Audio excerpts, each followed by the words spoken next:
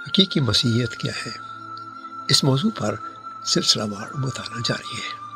میں ہوں آپ کا خادم سیموئل گل، اور اس سبق میں ہم یہ دیکھیں گے کہ پرانے اور نئے عہد نامے میں کیا فرق ہے۔ ہم اس بات پہ غور کریں گے کہ ہمارا خدا لا تبدیل ہے، اور اگر وقت ہوا تو پھر اس کے فضل کی بابت بھی کچھ غور کریں گے۔ پرانے عہد نامہ میں موعودہ مسیح کے آنے کی بابت بڑی صفائی سے اور بڑی تفصیل سے پیشن گوئیاں پائی جاتی ہیں۔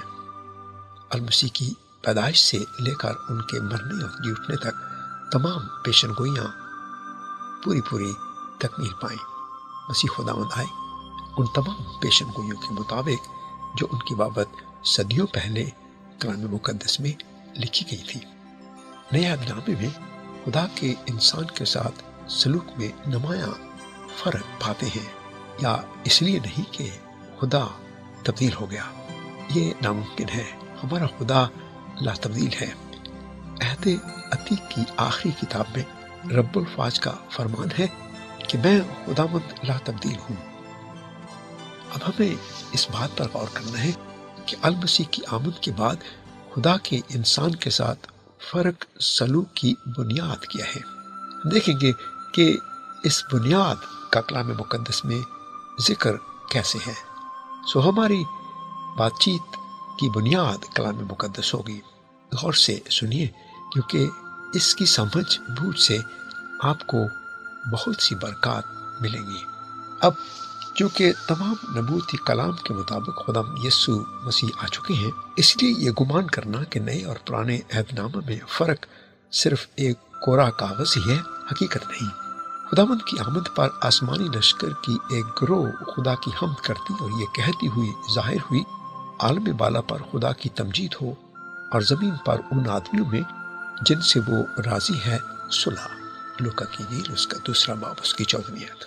اس ترجمہ کے پڑھنے سے، یعنی اس اردو ترجمہ کے پڑھنے سے یہ تاثر ملتا ہے کہ مسیح آدمیوں میں صلح کرانے آئے، لیکن متی کی انجیل اس کے 10ویں باب کی 34ویں آیت میں یہ واضح بیان پڑھتے ہیں، جس میں خداوند نے فرمایا، یہ نہ سمجھو کہ میں دنیا پر صلح کرانے آیا ہوں، صلح کرانے نہیں بلکہ تلوار چلوانے آیا ہوں۔ تو پھر کیا کلام مقدس میں تضاد ہے؟ کیا کلام مقدس ایک جگہ اور دوسری جگہ اور بات کر رہے ہیں؟ ہرگز نہیں۔ ہمیں یہ ماننا پڑے گا کہ ایک زبان سے دوسری زبان میں ترجمہ آسان نہیں۔ انگریزی میں یوں کہتا ہے، Glory to God in the highest, and on earth peace and goodwill towards men۔ آپ کو جس لفظ پر غور کرنا ہے وہ ہے گڈ ول ٹورڈز مین، یعنی آدمیوں سے خدا کے میل ملاپ کی بات ہو رہی ہے۔ یوں ترجمہ کر سکتے ہیں، عالم بالا پر خدا کا جلال یا اس کی تمجید ہو، اور زمین پر آدمیوں سے صلح اور میل ملاپ۔ مطلب یہ کہ مسیح کے آنے کی وجہ سے خدا انسان سے اب نالاں نہیں، اب ناراض نہیں، بلکہ ان سے میل ملاپ کر لیا گیا ہے۔ خدا نے انسان سے میل ملاپ کے لیے ہاتھ بڑھا دیا ہے۔ جو کرنا ضروری تھا وہ قادر مطلق نے بذات خود انجام دے دیا ہے۔ پولس رسول اس خیال کی وضاحت 2 کرنتھیوں میں اس کے 5ویں باب میں اس کی 18ویں سے 19ویں آیات میں کرتے ہیں۔ یہاں یوں مرقوم ہے، اور سب چیزیں خدا کی طرف سے ہیں جس نے مسیح کے وسیلے سے اپنے ساتھ ہمارا میل ملاپ کر لیا اور میل ملاپ کی خدمت ہمارے سپرد کی۔ مطلب یہ کہ خدا نے مسیح میں ہو کر اپنے ساتھ دنیا کا میل ملاپ کر لیا، تقصیروں کو ان کے ذمے نہ لگایا، اور اس نے میل ملاپ کا پیغام ہمیں سونپ دیا۔ مسیح خداوند یہ صلیبی کام کے سبب سے ہر انسان کے گناہوں کا کفارہ ہو چکا ہے۔ نسل انسانی کے تمام گناہ جو ماضی، حال اور مستقبل میں سرزد ہوئے، مسیح خداوند کے کفارہ کے باعث تمام معاف ہوئے۔ اس سے یہ سمجھ لینا کہ سب بچ جائیں گے یا سب خود بخود نجات پا جائیں گے بڑی غلطی ہے، بہت بڑی بدعت ہے۔ کلام مقدس کے یہ عین خلاف ہے۔ مطلب یہ کہ خدا نے تو مسیح میں انسان کا اپنے ساتھ میل ملاپ کر لیا، اب انسان کا کام ہے کہ وہ مسیح پر اور جو کچھ اس نے ان کے لیے کیا ایمان لائے اور گناہوں سے مخلصی پائے۔ عبرانیوں کے نام پر اس رسول کا خط اس کے 2 باب کی 9 آیت میں یہ بیان ہے کہ خدا کے فضل سے خداوند یسوع نے ہر آدمی کے لیے موت کا مزہ چکھا۔ اب ہر ایک آدمی کی ذمہ داری ہے کہ وہ ایمان لا کر ان گناہوں کی معافی پائے۔ المسیح نے میرے گناہوں کے لیے موت کا مزہ چکھا ہے، یہ کلام مقدس کا فیصلہ ہے۔ مسیح پر ایمان لانے سے نجات ملتی ہے۔ یہ بیان غور طلب ہے کہ کوئی انسان اپنے گناہوں کی وجہ سے دوزخ میں نہ جائے گا یا ابدی ہلاکت میں نہ جائے گا۔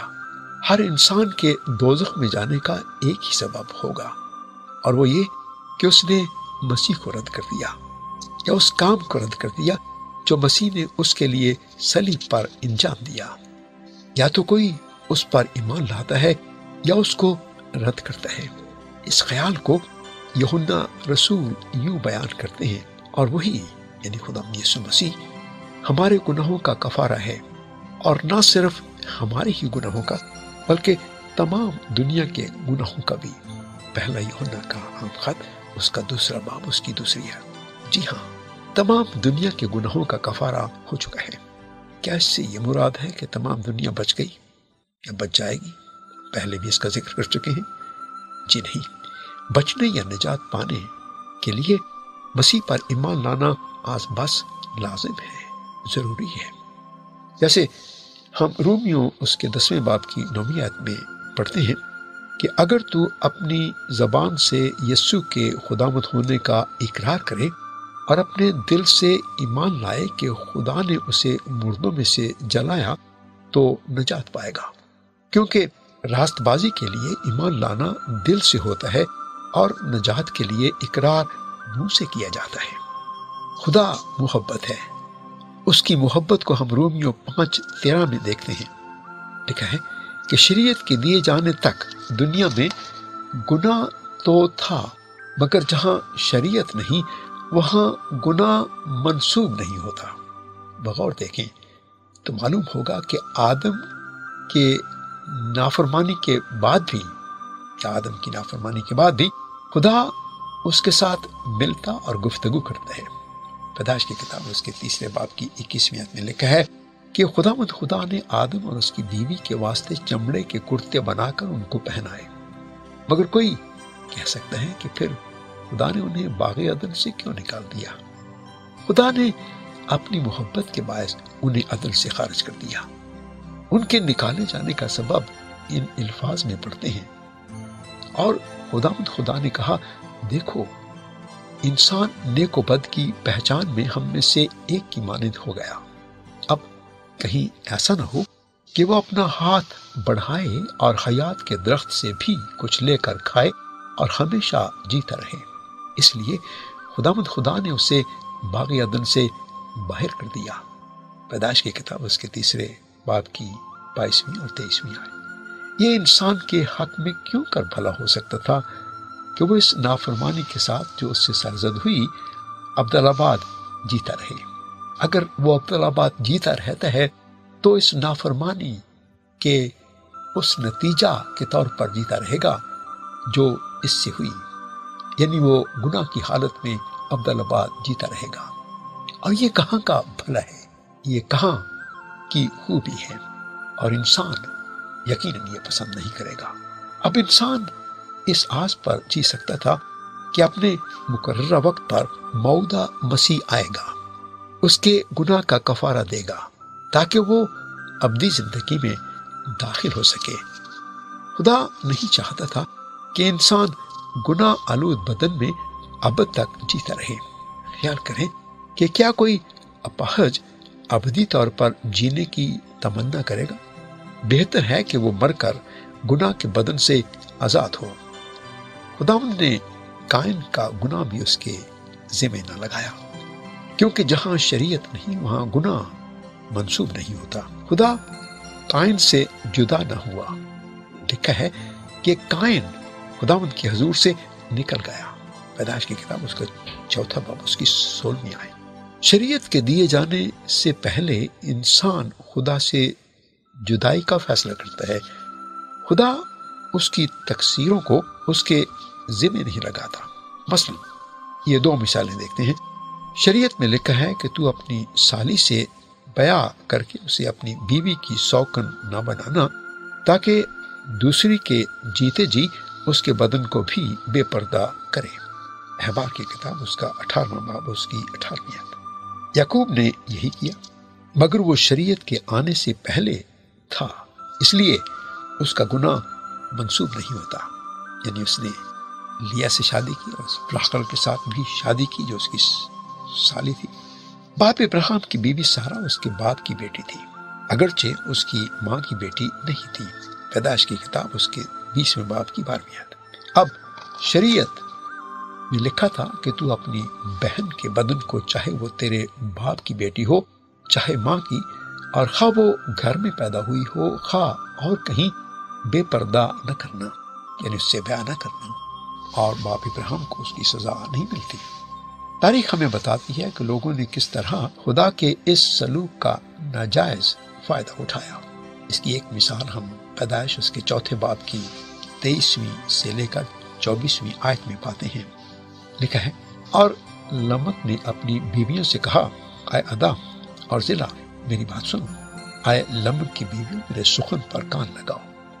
میں نے ایک مرد کو جس نے مجھے زخمی کیا مار ڈالا، اور ایک جوان کو جس نے میرے چوٹ لگائی قتل کر ڈالا۔ اگر قائن کا بدلہ 7 گنا لیا جائے گا تو لمک کا 70 اور 7 گنا۔ لوگ اپنے بد اعمال کی تصدیق کرنے کے لیے دوسروں کے ساتھ اپنا مقابلہ کرنے اور اپنے آپ کو صادق ٹھہرانے لگے۔ خدا ان کے بد اعمال سے خوش نہ تھا، مگر ان کے گناہوں کو ان سے منسوب بھی نہیں کرتا تھا۔ اس سے یہ ہرگز مراد نہیں کہ خدا کا معیار تبدیل ہو گیا یا گر گیا۔ خدا کا معیار لا تبدیل ہے۔ لوگ تبدیل ہوتے رہتے ہیں، نہ خدا تبدیل ہوتا ہے نہ اس کے کلام میں کوئی تبدیلی ہوتی ہے۔ اس لیے خدا نے شریعت کو نافذ کیا۔ یہاں ہم خدا کے معیار کو قلم بند پاتے ہیں۔ شریعت میں خدا کے معیار کو لکھا گیا ہے۔ اب ایک دوسرے سے مقابلہ نابود ہو گیا، اس کے لیے کوئی مقام نہیں۔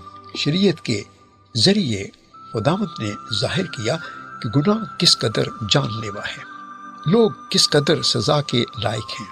شریعت کے آنے سے پہلے گناہ تو تھا، لکھا ہے، مگر خدا گناہ منسوب نہیں کرتا۔ انسان اسے خدا کی خوشنودی سمجھ بیٹھا۔ غلطیوں کے خط کے 3 باب میں اس کا خلاصہ دیا گیا ہے۔ اب 2000 سال سے پھر خدا انسان کی تقصیروں کو ان کے ذمہ نہیں لگاتا۔ اس کا سبب کیا ہے؟ اس کی وجہ کیا ہے؟ اس کی بنیاد کیا ہے؟ 2 کرنتھیوں اس کے 5ویں باب کی 19ویں آیت میں اس کی بابت یوں لکھا ہے، مطلب یہ کہ خدا نے مسیح میں ہو کر اپنے ساتھ دنیا کا میل ملاپ کر لیا اور ان کی تقصیروں کو ان کے ذمہ نہ لگایا۔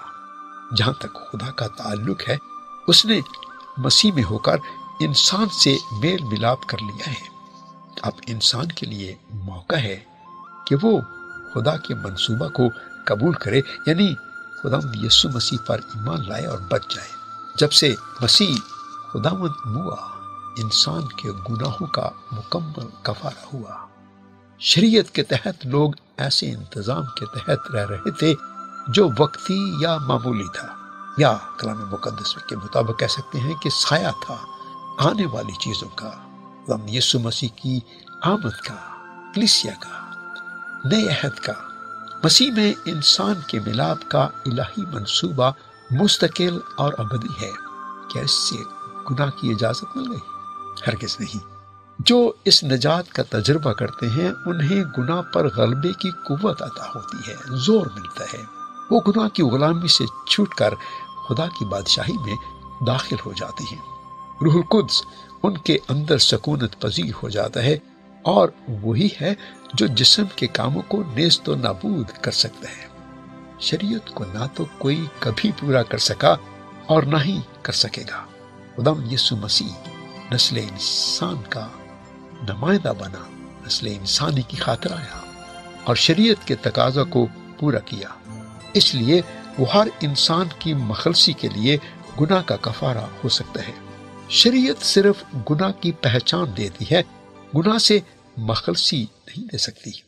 ہر انسان گنہگار ہے، اس کی ضرورت گناہ سے خلاصی دینے والا ہے۔ مسیح کے سوا مخلصی یا گناہوں سے چھٹکارے کی کوئی اور راہ ہے نہیں۔ ہمارا خدا لا تبدیل ہے، اس کا معیار لا تبدیل ہے۔ اس پر بھی ہم تھوڑا غور کرتے ہیں۔ کیا خدا گناہ کی سزا نہیں دیتا؟ یہ سوال اٹھ سکتا ہے۔ غور فرمائیے کہ خدا محبت ہے، اس میں کبھی تبدیلی نہیں آتی، مگر وہ عادل اور پاک خدا بھی ہے۔ کیا گنہگار پر اس کا غضب نازل نہیں ہوگا؟ اس کی محبت تو معاف کر دے گی، مگر اس کی عدالت بھی ہے۔ اس کے عدل کا تقاضا کیوں کر پورا ہوگا؟ مقدس بائبل میں بڑی صفائی سے یہ حقیقت واضح ہے کہ خدا نے اپنا سارا قہر یسوع المسیح پر پورا کر دیا، اس پر انڈیل دیا۔ المسیح کی صلیبی موت میں خدا کی ازلی عدل کا تقاضا پورا ہوا، خدا کے عدل کی تسکین ہوئی۔ لوکا کی انجیل اس کے دوسرے باب کی 12ویں اور 13ویں آیت میں المسیح کی پیدائش پر فرشتگان ظاہر ہوئے، اور جیسے ہم پہلے بیان کر چکے ہیں، ان کا اعلان تھا کہ خدا کی آدمیوں کے ساتھ صلح ہو گئی ہے۔ ہم نے یہ بھی دیکھا کہ فرشتوں کا پیغام یہ تھا کہ آدمیوں کے درمیان یہ نہ تھا کہ آدمیوں کے درمیان صلح ہو گئی، کیونکہ متی کی انجیل اس کے 10 باب میں خداوند نے بذات خود یہ بیان کیا کہ وہ زمین پر صلح کرانے نہیں بلکہ تلوار چلوانے آیا ہے۔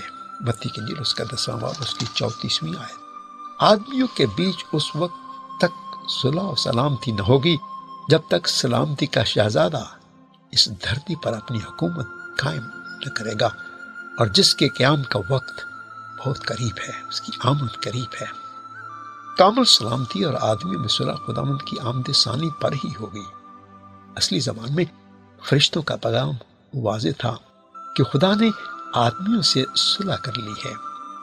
مسیح کی پیدائش کے باعث کفارہ ہو چکا ہے، اس کا اہتمام ہو چکا ہے۔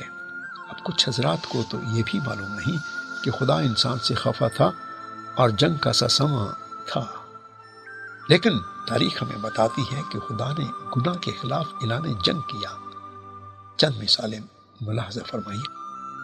عیسائیہ اس کا 37واں باب اس کی 36ویں آیت میں یہ مرقوم ہے، پس خداوند کے فرشتے نے اسوریوں کے لشکرگاہ میں جا کر 1,85,000 آدمی مار ڈالے، اور صبح کو جب لوگ سویرے اٹھے تو دیکھا کہ وہ سب مرے پڑے ہیں۔ جب فرعون نے ہٹ دھرمی کا مظاہرہ کیا تو ان تمام آفات کے علاوہ ایک ہی رات میں تمام مصریوں کے پہلوٹے مار دیے گئے۔ یہ بھی گناہ کے خلاف خدا کی جنگ تھی۔ خدا قادر مطلق گناہ سے نفرت کرتا تھا۔ المسیح کی آمد سے پہلے یہ جنگ جاری تھی۔ خدا یسوع مسیح کی پیدائش پر فرشتوں کے اعلان میں واضح پیغام تھا کہ انسان اور خدا میں یہ جنگ موقوف ہوئی۔ جب تک انسان المسیح پر ایمان نہ لائے اور گناہوں کی معافی نہ پائے، انفرادی طور پر اس کے ساتھ جنگ ابھی بھی جاری ہے۔ خدا کے قہر کا سبب اس کے منصوبہ کو رد کرنا ہے، اس کے انتظام کو رد کرنا ہے۔ کلام مقدس میں لکھا ہے، جو بیٹے پر ایمان لاتا ہے یعنی مسیح یسوع پر ایمان لاتا ہے، ہمیشہ کی زندگی اس کی ہے، لیکن جو بیٹے کو نہیں جانتا زندگی کو نہ دیکھے گا بلکہ اس پر خدا کا غضب رہتا ہے۔ یوحنا کی انجیل اس کا 3واں باب اس کی 36ویں آیت۔ خدا کے غضب کا سبب المسیح پر ایمان نہ لانا ہے۔ یوحنا کی انجیل اس کے 12ویں باب میں ہم دیکھتے ہیں کہ خداوند کی صلیبی موت کی گھڑی قریب ہے۔ 27ویں آیت میں یہ لکھا ہے۔ 28ویں آیت میں خداوند نے فرمایا، اے باپ اپنے نام کو جلال دے۔ پس آسمان سے آواز آئی کہ میں نے اس کو جلال دیا ہے اور پھر بھی دوں گا۔ 31ویں آیت سے معلوم ہوتا ہے کہ بات عدالت کی ہو رہی ہے، اور اس عدالت کے باعث دنیا کا سردار نکال دیا جائے گا۔ مطلب یہ کہ شیطان سے وہ اختیار جو اس نے دھوکے سے عدم میں لے لیا، اس سے لے لیا جائے گا۔ اس کے اختیار کا طلسم ٹوٹ جائے گا۔ 32ویں آیت میں صلیبی موت کا منظر ہے۔ اردو ترجمہ میں پڑھتے ہیں کہ سب کو اپنے پاس کھینچ لے گا، یعنی جب وہ اوپر اٹھایا جائے گا۔ اس سے عام مفہوم یہ نکالا جاتا ہے کہ سب آدمیوں کو خداوند اپنے پاس کھینچ لے گا۔ انگریزی زبان میں لکھا ہے will draw all men unto me۔ اس کا مطلب یہ کہ جب وہ اوپر اٹھایا جائے گا، جب وہ صلیب پر دیے جائیں گے۔ لفظ آدمی یونانی متن میں نہیں، سیدھا سادہ ترجمہ یہ ہے کہ جب وہ اونچے پر اٹھایا جائے گا تو اپنی طرف لوگوں کو، لفظ جو ہے وہ صرف مطلب کو ٹھیک کرنے کے لیے بنایا گیا ہے، یہ کلام مقدس میں نہیں ہے۔ صرف یہ ہے کہ اپنی طرف کھینچ لے گا۔ سوال یہ ہے کہ وہ کیا تھا جو صلیب پر یسوع المسیح اپنی طرف کھینچ لے گا؟ سیاق و سباق کے مطابق بات غضب کی ہو رہی ہے، اور 33ویں آیت میں وضاحت ہے کہ اس نے اس بات سے اشارہ کیا کہ میں کس موت سے مرنے کو ہوں۔ مطلب یہ کہ صلیب پر خداوند نے خدا کے سارے غضب کو کھینچ لیا، اسے اپنی رضا و رغبت سے اپنے اوپر لے لیا، تاکہ ہر گنہگار جو اس صلیبی کام پر ایمان لائے وہ خدا کے غضب سے بچ جائے۔ خداوند یسوع کی موت میں تمام نسل انسانی کے گناہوں کا کفارہ ہوا۔ اس نے تمام غضب اپنے اوپر لیا تاکہ خدا کے عدل کی پوری تسکین ہو، اور ہر ایمان لانے والا انسان خدا کے قریب راست باز ٹھہرے۔ راست باز ٹھہرے جانے کا مطلب یہ ہے کہ ایمان لانے والا خدا کے حضور ایسے کھڑا ہو جیسے اس نے کبھی کوئی گناہ نہ کیا ہو۔ المسیح اس کی راست بازی ہو جاتا ہے، جیسے دوسرا کرنتھیوں اس کے 5 باب کی 21ویں آیت میں رسول اس حقیقت کو یوں بیان کرتا ہے، جو یعنی مسیح گناہ سے واقف نہ تھا، اسی کو اس نے یعنی خدا باپ نے ٹھہرایا۔ میں پھر اس کو پڑھتا ہوں اس آیت کو تاکہ آپ اچھی طرح سے سمجھ لیں۔ یعنی مسیح جو گناہ سے واقف نہ تھا، اسی کو اس نے یعنی خدا قادر مطلق نے، خدا باپ نے ہمارے واسطے گناہ ٹھہرایا تاکہ ہم اس میں ہو کر خدا کی راست بازی ہو جائیں۔ خدا یسوع کے صلیبی کام کے باعث ہر اچھی بخشش اور ہر کامل انعام ہمیں ملتا ہے۔ جب کوئی یہ کہتا ہے کہ خدا نے سزا دی ہے تو وہ عہد عتیق کو عہد جدید کے ساتھ خلط ملط کرتا ہے۔ جیسے جب لوگ کہتے ہیں کوئی مر جاتا ہے تو کہتے ہیں جی خدا نے اسے لے لیا، جب کوئی غلط کام ہو جاتا ہے تو اسے خدا سے منسوب کرتے ہیں۔ یہ حقیقت نہیں، یہ سچ نہیں۔ وہ بھول جاتا ہے کہ خداوند یسوع مسیح کی عظیم قربانی میں ہر انسان کو سزا مل چکی۔ اب خدائے قادر سزا کیوں دے گا؟ انسانوں کو کیوں مارے گا؟ ہاں، ایک ہے جسے خداوند یسوع نے چور کہہ کر پکارا۔ یوحنا اس کا 10واں باب اس کی 10ویں آیت میں شیطان کی طرف اشارہ کرتے ہوئے خداوند نے فرمایا، چور نہیں آتا مگر چرانے اور ہلاک کرنے اور مار ڈالنے۔ دیکھا گیا ہے کہ جب بھی دنیا پر یا انفرادی طور پر لوگ مصیبت میں مبتلا ہوتے ہیں تو خدا کو اپنی مصیبت کا یا اپنے دکھ کا موجب قرار دے دیتے ہیں۔ خداوند تو اسی لیے آیا کہ لوگ زندگی پائیں اور کثرت سے پائیں۔ المسیح کی موت میں ہم گناہ کی سنگینی کو دیکھتے ہیں۔ اس کی موت اور جان کنی میں ہم دیکھتے ہیں کہ خدا کو گناہ سے کس قدر نفرت تھی۔ جب خدا ایماندار کو راست باز ٹھہراتا ہے تو وہ گناہ سے سمجھوتا نہیں کرتا۔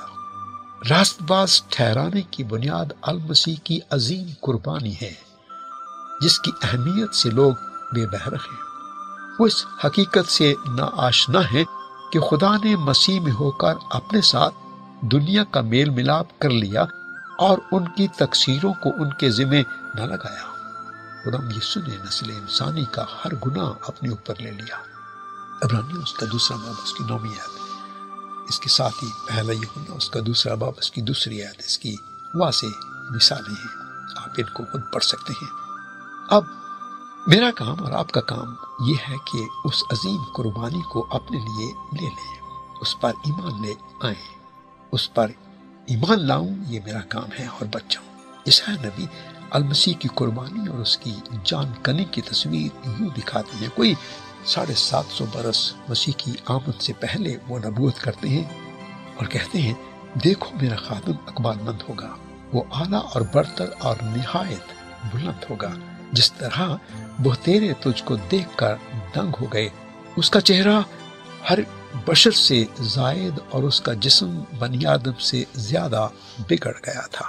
عیسیٰ نبی کا صحیفہ اس کا 52 باب اس کی 13 سے 14 آیات۔ رومی ظلم سے اس کا بدن نہیں بگڑا تھا، اس کے جسم پر انسان کے جسم سے زیادہ بگڑ جانے کا سبب، یا اس کے جسم کے انسان کے جسم سے بگڑ جانے کا سبب یہ تھا کہ ہر گناہ اور ہر قسم کی بیماری جس میں کوئی انسان مبتلا ہو سکتا ہے اس نے اپنے جسم میں لے لی۔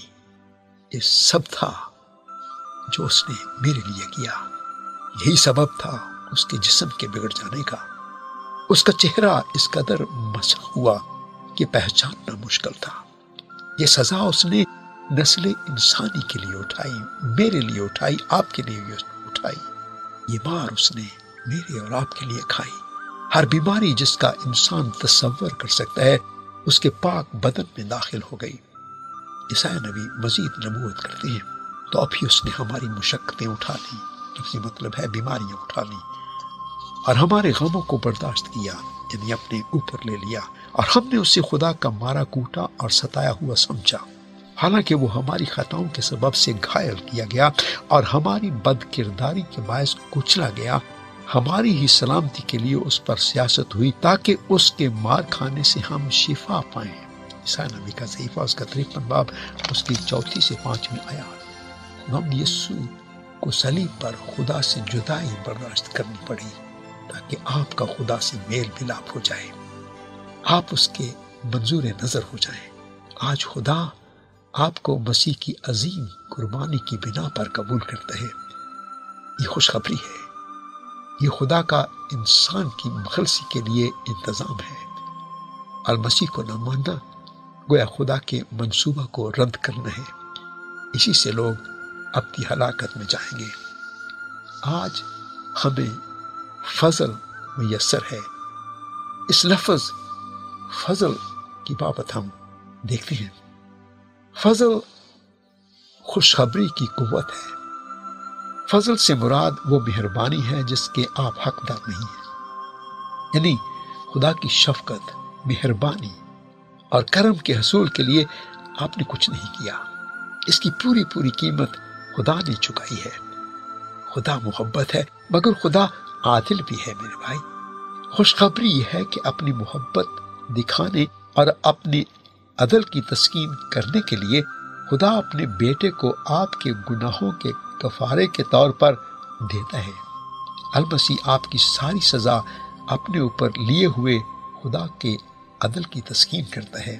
اب آپ راست باز ٹھہر سکتے ہیں، اس لیے نہیں کہ خدا عدل کرنا بھول گیا، بلکہ اس لیے کہ اس نے اپنا سارا قہر اور غضب جس کی آپ حقدار تھے اپنے اوپر لے لیا۔ خدا نے یسوع مسیح پر اسے انڈیل دیا۔ رومیوں کے خط کے پہلے 8 ابواب میں خدا کے فضل کی تفصیل ہے۔ غلطیوں کے خط میں اس فضل خداوندی کا ذکر ہے۔ رومیوں اس کا پہلا باب اس کی 16 سے 17 آیات میں پولس رسول کی گواہی ہے، کیونکہ میں انجیل سے شرماتا نہیں، اس لیے کہ وہ ہر ایک ایمان لانے والے کے واسطے، پہلے یہودی پھر یونانی کے واسطے نجات کے لیے خدا کی قدرت ہے، اس واسطے کہ اس میں خدا کی راست بازی ایمان سے اور ایمان کے لیے ظاہر ہوئی ہے، جیسا لکھا ہے کہ راست باز ایمان سے جیتا رہے گا۔ انجیل سے مراد خوشخبری ہے۔ کچھ حضرات کا خوشخبری کا سنانے کا انداز خوشخبری کے منافی ہے۔ ان کی خوشخبری کچھ اس طرح کی ہوتی ہے، توبہ کرو ورنہ جہنم میں جاؤ گے، خدا کی طرف پھرو ورنہ آگ میں جلو گے۔ دھمکی خوشخبری نہیں ہو سکتی۔ لفظ گاسپل یا انجیل یونانی زبان میں نہایت ہی معنی خیز لفظ ہے، خوشی کی ایک ایسی خبر جو اس قدر بھلی ہو کہ اس پر ایمان یا اعتماد محال ہو۔ لوگ اپنے من میں خیال کریں کہ یہ کیوں کر ہو سکتا ہے، یہ کیسے ہو سکتا ہے کہ میں بغیر کچھ کیے بچ جاؤں۔ خوشخبری کا مطلب ہے کہ مسیح نے آپ کے لیے کیا کیا کیا، کس طرح اس نے آپ کی نجات کا اہتمام کیا، جو آپ کی ضرورت تھی کس طرح المسیح نے پوری کی۔ کلام مقدس خوشخبری کو ان الفاظ میں بیان کرتا ہے، اور سب چیزیں خدا کی طرف سے ہیں جس نے مسیح کے وسیلے سے اپنے ساتھ ہمارا میل ملاپ کر لیا اور میل ملاپ کی خدمت ہمارے سپرد کی۔ مطلب یہ کہ خدا نے مسیح میں ہو کر اپنے ساتھ دنیا کا میل ملاپ کر لیا اور ان کی تقصیروں کو ان کے ذمے نہ لگایا، اور اس نے میل ملاپ کا پیغام ہمیں سونپ دیا۔ دوسرا کرنتھیوں اس کا 5واں باب اس کی 18ویں سے 19ویں آیات۔ یہ ہے حقیقی خوشخبری۔ خدا نے مسیح کے وسیلے سے اپنے ساتھ دنیا کا میل ملاپ کر لیا ہے۔ اب ہر انسان کو ایمان کے ساتھ اس کلام کو قبول کرنا ہے جو مسیح نے ہم سے کیا، اس کام کو اس کے ساتھ ہی قبول کرنا ہے جو مسیح نے انجام دیا۔ اب خدا اس کام کے سبب سے جو مسیح نے کیا بنی نوع انسان کی تقصیروں کو ان کے ذمے نہیں لگاتا۔ گنہگار کی تقصیروں کو خدا ان کے ذمے نہیں لگاتا، کیونکہ مسیح نے ان تقصیروں کو اپنے اوپر لے لیا، ان گناہوں کو اپنے اوپر لے لیا۔ اس نے خدا پاک کے عدل کی پوری تسلیم کی۔ مسیح نے خدا کے عدل کا تقاضا پورا کیا۔ اس کے نام کی تعریف ہو، اس کے نام کی حمد ہو۔ اس میں خدا گناہ سے سمجھوتا نہیں کر رہا تھا، وہ گناہ سے درگزر نہیں کر رہا تھا۔ اس کے لیے خدا انسان بنا، کلام حق مجسم ہوا۔ یہ اس کی محبت کا عظیم ثبوت تھا۔ وہ سزا جو گنہگار کو اٹھانی تھی سب خدا نے اپنے بیٹے کو دی۔ اس نے بخوشی نسل انسانی کی جگہ لی اور کامل کفارہ ہوا۔ رومیو 6 باب اس کی 23ویں آیت میں اس عظیم سچائی کو رسول یوں بیان کرتا ہے، کیونکہ گناہ کی مزدوری موت ہے، مگر خدا کی بخشش ہمارے خداوند یسوع مسیح میں ہمیشہ کی زندگی ہے۔ مذہب اس کا احاطہ نہیں کر سکتا تھا۔ مذہبی لوگ خود قیمت چکانے کی دھن میں لگے رہتے ہیں۔ وہ اپنی نیکیوں پر تکیہ کرتے ہوئے خدا کی خوشنودی کے حصول کی ناکام کوشش کرتے ہیں۔ گنہگار انسان اپنے نیک اعمال سے ہرگز خدا کی خوشنودی حاصل نہیں کر سکتا۔ خدا کی خوشخبری واضح ہے کہ یہ کام صرف مسیح خداوند کر سکتا تھا جو بے گناہ تھا۔ میرے بھائی، خدا کی خوشنودی پاپی انسان کے بس میں نہیں۔ یہ کام بذات خود خدا نے اس دنیا میں اپنے بیٹے کو بھیج کر کیا۔ یہ کام صرف بے گناہ انسان ہی کر سکتا تھا۔ ہر انسان اس جہان میں پیدا ہوتا ہے گناہ آلود، تو کب سے پیدا ہوتا ہے؟ مسیح کنواری سے پیدا ہوا، اس لیے وہ آدم کے گناہ سے پاک تھا، یعنی اس گناہ سے جو عدم میں سرزد ہوا اور جس کے وسیلے سے سب گنہگار ہوئے، اور صرف وہی انسان کا نمائندہ ہو کر اس کے گناہ کا کفارہ ہونے کا اہل تھا۔ مسیح خداوند کا کنواری سے پیدا ہونا کوئی معمولی بات نہ تھی۔ اس سے انکار نہیں کہ جنت اور جہنم اٹل حقائق ہیں۔ یقیناً جہنم بھی ہے اور جنت بھی ہے۔ انسان گناہ کے باعث نہیں بلکہ المسیح کے کام کو رد کرنے سے جہنم میں جائے گا۔ فیصلہ کن بات یہ ہے کہ کیا آپ اپنی نیکیوں پر اعتماد کیے بیٹھے ہیں یا خدا کے اس کام پر جو اس نے مسیح میں ہو کر صلیب پر آپ کے لیے کیا۔ بس بچنے کا ایک ہی طریقہ ہے۔ افسیوں کے 2 باب کی 8ویں آیت میں مرقوم ہے، کیونکہ تم کو ایمان کے وسیلے سے فضل ہی سے نجات ملی ہے، اور یہ تمہاری طرف سے نہیں بلکہ خدا کی بخشش ہے۔ بخشش کی قیمت نہیں چکائی جاتی، بخشش کو صرف قبول کیا جاتا ہے۔ یسوع المسیح نے آپ کی مخلصی کی پوری قیمت چکائی ہے۔ اس بخشش کا بڑا بھاری مول چکایا گیا ہے میرے بھائی۔ بہت سے مسیحی اپنے کاموں کے باعث مخلصی پانے کی غلطی کا ارتکاب کرتے ہیں۔ نیک کام اس مخلصی کا نتیجہ ہیں جو بطور بخشش ہمیں ملتی ہے۔ وہ مخلصی جو مسیح میں ہر انسان کو میسر ہے، اس کے لیے یونانی کا لفظ سوزو استعمال ہوا ہے۔ اس لفظ سے صرف گناہوں کی معافی ہی مراد نہیں بلکہ جسمانی شفا بھی ہے۔ مسیح کے کفارے میں ہماری روحانی اور جسمانی شفا شامل ہے۔ کفارے میں آپ کی ہر ضرورت کا اہتمام ہے۔ غلطیوں اس کے 3 باب کی 13 سے 14 آیات میں لکھا ہے، مسیح جو ہمارے لیے لعنتی بنا، اس نے ہمیں مول لے کر شریعت کی لعنت سے چھڑایا، کیونکہ لکھا ہے کہ جو کوئی لکڑی پر لٹکایا گیا وہ لعنتی ہے، تاکہ مسیح یسوع میں ابراہیم کی برکت غیر قوموں تک بھی پہنچے اور ہم ایمان کے وسیلے سے اس روح کو حاصل کریں جس کا وعدہ ہوا۔ اس تثنیہ کی کتاب میں اس کے 28ویں باب میں برکتوں اور لعنتوں کا ذکر ہے۔ ہر بیماری لعنت میں شامل ہے۔ مسیح نے جو لعنت اٹھائی تو اس سے ہم نے بیماریوں سے شفا پائی، اس لیے نہیں کہ آپ کی لیاقت تھی یا آپ نے اس کے لیے کچھ کیا تھا، بلکہ آپ ضرورت مند بن کر اس پر ایمان لائے۔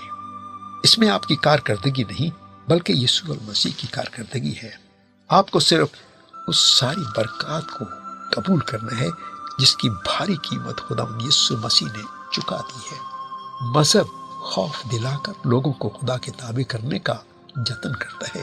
مسیحیت میں خدا کی محبت کو امر دخل ہے۔ اس کام پر زور دیا گیا ہے جو صلیب پر نسل انسانی کے لیے المسیح نے کیا۔ کون مسیح کی عظیم قربانی کا قرضہ چکا سکتا ہے؟ ہمیں لوگوں کو یہ باور کرانے کی ضرورت نہیں کہ وہ کس قدر پاپی ہیں۔ انسان کی ضمیر اسے بخوبی آگاہ کر دیتی ہے کہ وہ کس قدر خطا کار ہے۔ مصیبت میں ہر انسان خدا کو پکارتا ہے۔ خدا نے انسان کی ہر خطا کی قیمت چکا دی ہے۔ کلام مقدس ہمیں صفائی سے بتاتا ہے کہ ہر انسان گنہگار ہے اور خدا کے معیار پر پورا نہیں اتر سکتا، پورا اترنے کا اہل نہیں۔ خدا نے انسان کو راست باز ٹھہرانے کی راہ نکالی۔ اس نے اپنے بیٹے کو بخش دیا تاکہ جو کوئی اس پر ایمان لائے ہلاک نہ ہو بلکہ ہمیشہ کی زندگی پائے۔ یوحنا کی انجیل اس کا 3 باب اس کی 16 آیت۔ مسیح میں ہر انسان ایمان کے وسیلے سے راست باز ٹھہرتا ہے۔ کلام مقدس صفائی سے بیان کرتا ہے کہ ہر انسان کا کفارہ دیا جا چکا ہے۔ کلام مقدس کے 3 حوالہ جات اس حقیقت کو واضح کرتے ہیں۔ پہلا حوالہ جو میں پڑھ رہا ہوں یہ مطلب یہ کہ خدا نے مسیح میں ہو کر دنیا کا اپنے ساتھ میل ملاپ کر لیا اور ان کی تقصیروں کو ان کے ذمہ نہ لگایا۔ دوسرا کرنتھیوں اس کا 5واں باب اس کی 19ویں آیت۔ عبرانیوں 2 اس کی 9ویں آیت میں یہ الفاظ قابل غور ہیں۔ تجسم کے پیش نظر المسیح کی انسانیت کی بابت یہاں مرقوم ہے، البتہ اس کو دیکھتے ہیں جو فرشتوں سے کچھ ہی کم کیا گیا، یعنی یسوع کو موت کا دکھ سہنے کے سبب سے جلال اور عزت کا تاج اسے پہنایا گیا ہے تاکہ خدا کے فضل سے وہ ہر ایک آدمی کے لیے موت کا مزہ چکھے۔ مسیح نے ہر ایک آدمی کے لیے موت کا مزہ چکھا ہے۔ یوحنا کا پہلا خط اس کے 2 باب کی 2 آیت میں یہ سچائی ان الفاظ میں بیان کی گئی ہے۔ وہی یعنی خدا یسوع ہمارے گناہوں کا کفارہ ہے، اور نہ صرف ہمارے ہی گناہوں کا بلکہ تمام دنیا کے گناہوں کا بھی۔ اب جہاں تک خدا پاک کا تعلق ہے اس نے ہر انسان کا اپنے ساتھ میل ملاپ کر لیا ہے۔ مسیح نے ہر آدمی کے لیے موت کا مزہ چکھا ہے اور وہ تمام دنیا کے گناہوں کا کفارہ ہوا ہے۔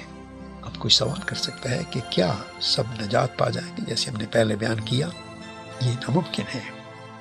ہر ایک انسان کو ایمان کے وسیلے سے اس کام کو قبول کرنا ہے جو خدا یسوع مسیح نے صلیب پر کیا، اور اس کے دکھوں سے، اس کے مار کھانے سے ہم نجات پاتے ہیں، اس کی سزا سے ہم سزا پانے سے بچ جاتے ہیں۔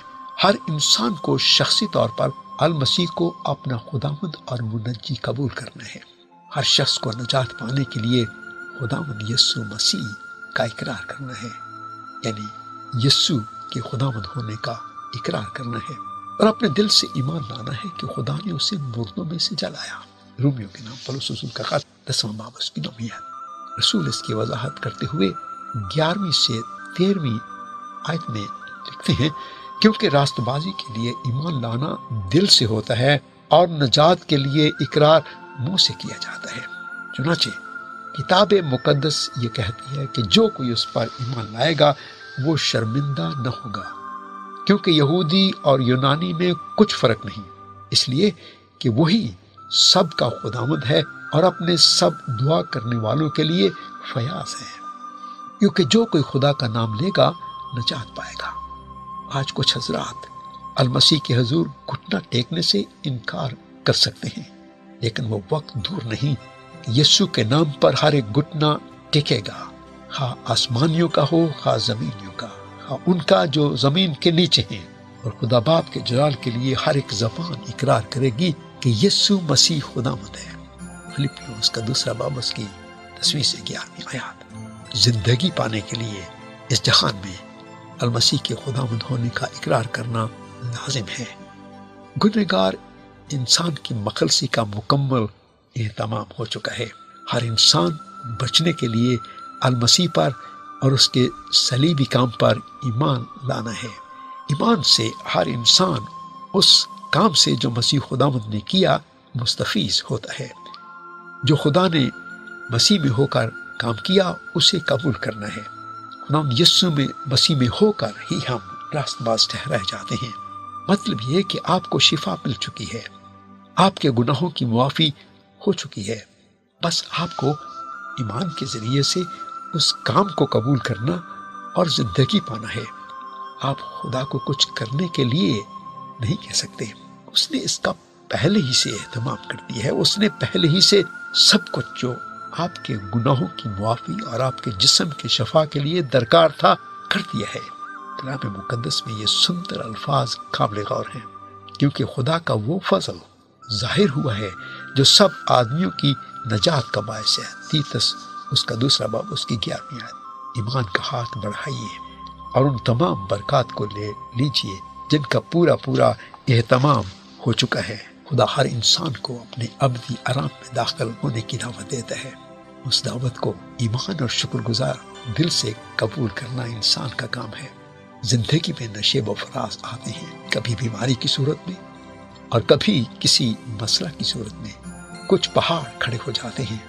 خدا کے ان حوصلہ افزا الفاظ پر دھیان فرمائیے۔ میں تم سے سچ کہتا ہوں، مسیح خدا نے فرمایا کہ جو کوئی اس پہاڑ سے کہے تو اکھڑ جا اور سمندر میں جا پڑ، اور اپنے دل میں شک نہ کرے بلکہ یقین کرے کہ جو کچھ کہتا ہے وہ ہو جائے گا، تو اس کے لیے وہی ہوگا۔ اس لیے میں تم سے کہتا ہوں، مسیح خدا نے پھر فرمایا کہ جو کچھ تم دعا میں مانگتے ہو یقین کرو کہ تم کو مل گیا اور وہ تمہارے لیے ہو جائے گا۔ مرکز کی انجیل اس کا 11واں باب اس کی 23 سے 24ویں آیات۔ ہمیں ان بیش بہا برکات کو ایمان سے پانا ہے جن کا خداوند نے ہمارے لیے اہتمام کیا ہے۔ ہمیں خداوند کے وعدوں کو جاننا اور ان پر اعتماد کرنا ہے۔ دعا خدا پر دباؤ نہیں بلکہ ان برکات کے لیے شکر گزاری ہے جو خداوند نے پہلے ہی سے ہمیں عطا کر دی ہیں۔ فضل کرنا خدا کا کام ہے، ایمان سے اس فضل کو پانا انسان کا کام ہے۔ دعا کریں کہ خداوند ہماری آنکھیں کھول دے۔ اے خداوند قادر مطلق خدا، اے ہمارے باپ، ہمارے دل کی آنکھوں کو روشن کر تاکہ ہم تیرے ان بھیدوں کو سمجھ سکیں۔ خداوند روح القدس کی قدرت کے بغیر ان کو کون سمجھ سکتا ہے؟ اس لیے ہماری منت ہے کہ ہمیں مکاشفہ کی روح عطا فرما، ہمیں وہ کان دے جو سن سکیں۔ اس کلام پر تیری برکت ہو اور ان کو سننے والے برکت پائیں اور تجھ میں ترقی کرتے جائیں۔ خدا یسوع مسیح کے نام میں آمین۔